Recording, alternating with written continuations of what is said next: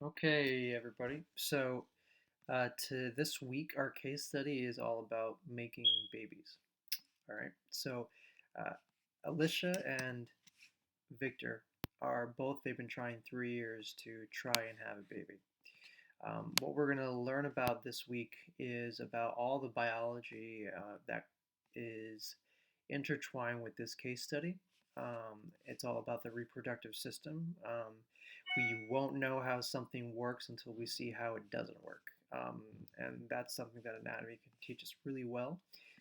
If you look at here, there's some key things that are happening to this couple, unfortunately. Um, in order for the women to become pregnant, the men's sperm must encounter a woman's egg. That's natural.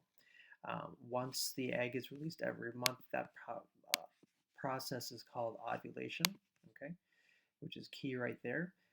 There's about 14 days during the menstruation cycle, and that's for women.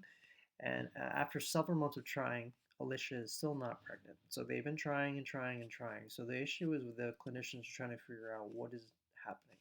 So she's really concerned and that she hasn't been ovulating. So here's the thing: she has not been ovulating right here as typical because her menstrual cycles are irregular and often longer than the average 28 days, right? So you as a clinician, which is your job, is to figure out, all right, why is that not happening? And then also, it takes two to tango here. So what about Victor? So Victor's also concerned about his own fertility. So let's highlight that right here. So his own fertility. So there's many cases where men can be anywhere along the pipeline, if you use that analogy. There's so many things that could possibly go wrong. Also, stress as well. Stress can cause issues that on both sides, men and female, that many people don't realize. So the question is, on both ends, what's happening here? So Alicia calls her doctor for advice, Dr. Bashir. So Dr. Bashir is right here. He recommends that she try her temperature each morning. Now this is gathering data, which is very important on the patient end to gather this data. So each morning before she gets out of bed, so this is called the temperature, the baseline temperature.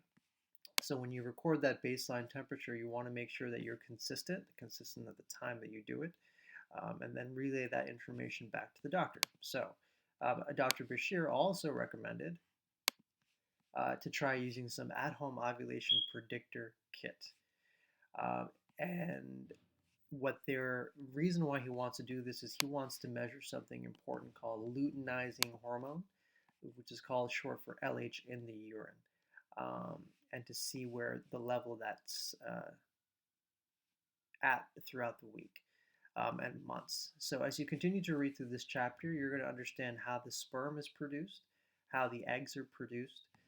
This chapter overview the functions of the reproductive system, including gametes, eggs, and sperm, how the male and female reproductive systems differentiate in the embryo and fetus, which is right here, the structure of male reproductive system, the ducts, seminal vesicles, prostate gland, bulbourethral glands, and the penis. So all this, think of it just like pipework, gentlemen and ladies. So anything can go wrong along the pipeline. And think of this as it's just structure and function. There's a normal way things work, and something abnormal is happening here. So we have to understand the normal and before we can understand how the abnormal works. How sperm are produced and mature, the fluid that's necessary to produce and let sperm flow, disorders of the male reproductive system, how eggs are produced, the menstrual cycle and its purpose, because it does have a purpose, and the hormones that control that, and how fertilization and implants occur. So all these stories that we're going to read, these are some questions that you want to ask yourself. Why might sexual intercourse on day 14 of Alicia's menstrual cycle not necessarily be optimal time in achieving pregnancy? Question 2 is, why is Alicia concerned about her irregular and longer menstrual cycles? Okay. And why do you think Victor is concerned about past injuries to his testes? How might analysis of his semen help assess whether he has fertility issue or not? Okay, so this is a deeply biological, but also psychological. It is, it's painful for couples to go through this. So many couples go through this all the time. Many are not able to have babies. Some take a very long time to get to that point where they finally do it, and others can have it sooner than others. So every couple is different. So that's going to be where you start off for this week. We'll catch up again. Just wanted to make this short video. Good luck and see you all soon.